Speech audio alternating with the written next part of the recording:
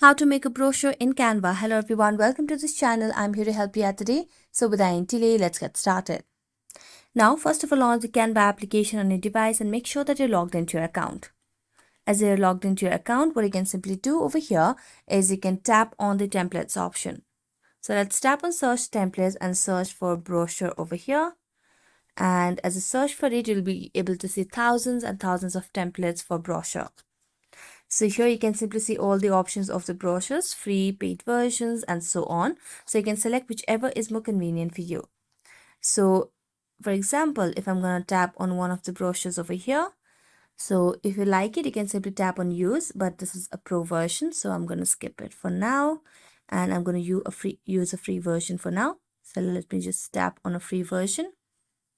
And as we do that, you can just make necessary edits over here by replacing the text, the colors, the fonts, images, backgrounds, and so on. So you can simply tap on it and change the text and everything according to your convenience and your preference.